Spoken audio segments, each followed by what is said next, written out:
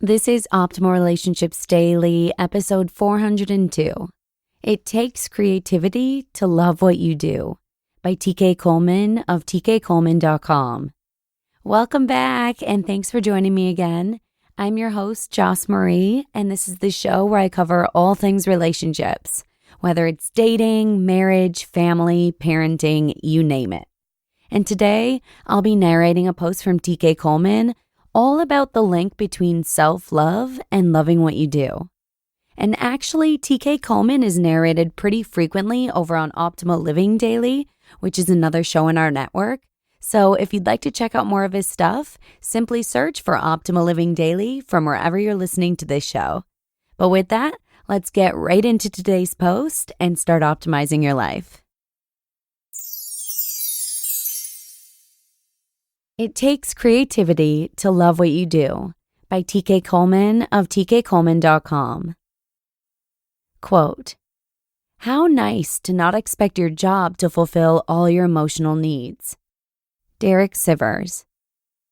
It's good to find pleasure in your work, but don't expect your job to do all the work for you. Your professional occupation can't force you to be happy in spite of yourself. If you want to love your work, you have to work at love. And yes, love takes work. In the film Way of the Peaceful Warrior, the lead character was a handsome, talented, and popular athlete who was on his way to fulfilling his Olympic dreams. But one day, he shattered his leg in a motorcycle ride, and everything he called life faded before his very eyes. He eventually met a wise old man named Socrates who helped him to redefine his life. In one scene, the young athlete gets really flustered and says, "I can't do this anymore. What's the point when I can't do what I love?" His mentor said to him, "A peaceful warrior can't always do what he loves, but he can always find a way to discover the love in what he does." 90% of love is finding a way to appreciate and amplify the opportunities that are already there. Let's use romantic relationships as an example. You want to date or marry someone who's attractive to you. That's fair.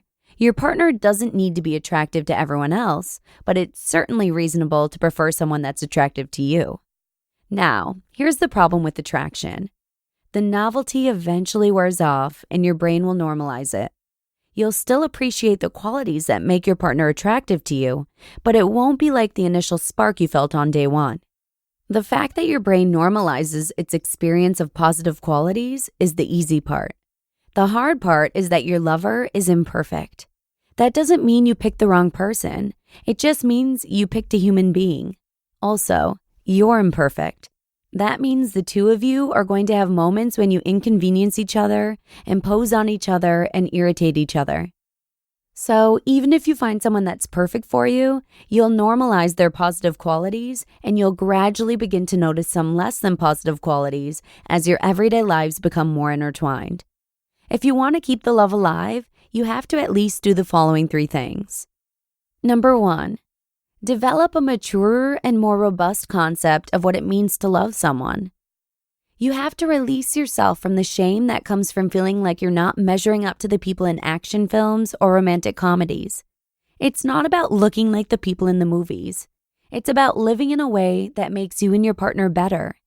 An example of this would be moving from things like, "I totally get you," to, "I'm capable of supporting you even though I don't get you at all." Here's an even better one. "Even though you seem absolutely insane to me, I'm capable of allowing you to be whoever and however you need to be without feeling threatened by that. And I can do that while having the grace to keep this thought to myself." Number 2, start investing creative energy into developing and deepening the relationship. Don't get too comfortable with yourself. Refuse to get sloppy. Keep making yourself better as an individual. Find some new stuff to do together. Take some chances as a team. Ask your partner some interesting and different questions. Do something other than watch TV all the time. And avoid the trap of treating your partner like the big catch that's already in the bag. Respect your partner enough to keep being the kind of person that someone would actually want to be with. And number 3, work hard to balance your desire for passion with your need for principle. Instead of thinking about love in terms of, do I want to do what I'm doing? Think about it in terms of, do I believe in what I'm doing? An example of this would be, I don't feel passionate about discussing the family budget, or picking up the kids from soccer practice, or listening to you vent about a problem, but I believe in the value of these activities. These 3 things apply to your professional life as much as they apply to your love life. If you expect your lover to meet all your needs, you're going to be really difficult to be with. Ditto for your job. If you expect your career to meet all your emotional needs, you're going to be really difficult to work with. The solution in both cases is to get a life. You want to make your relationship better? Stop making your relationship the end-all, be-all of your existence. Have something interesting going on in your life outside of the relationship. Then bring that energy into the presence of your lover and watch the magic that happens. You want to get more fulfillment out of your work? Stop making your job the end-all, be-all of your existence. Have something interesting going on in your life outside of your job. Then bring that energy to your work and watch the magic that happens. Love is always a two-way street. Nothing is capable of fulfilling you in any kind of substantial or sustainable sense without your active cooperation. Without a commitment to routines and rituals that improve your ability to create your own happiness, you wouldn't be able to recognize happiness even if it were staring you in the face and calling you by name. You just listened to the post titled, "It Takes Creativity to Love What You Do" by TK Coleman of tkcoleman.com. Thanks to TK Coleman for letting me share this one. After graduating from UW-Madison, I always felt like I needed to pick the perfect career that would make me happy.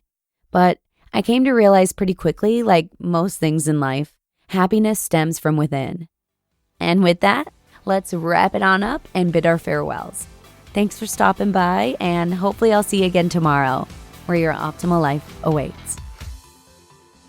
Hello, Life Optimizer. This is Justin Malik, creator and producer of this podcast, but also Optimal Living Daily, the show where I read to you from even more blogs covering finance, productivity, minimalism, personal development, and more from incredible bloggers like Derek Sivers, Zen Habits, Mark and Angel, The Minimalists, and all the ones you hear on this show too.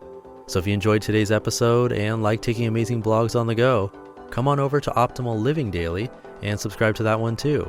And together, we'll start optimizing your life. You've been listening to Optimal Living Daily. Be sure to hit the subscribe button to stay up to date on each new episode, and head to oldpodcast.com. That's OLDpodcast.com for a free gift, as well as more actionable tips and resources to help you maximize your potential. Thanks for joining us, and remember, your optimal life awaits.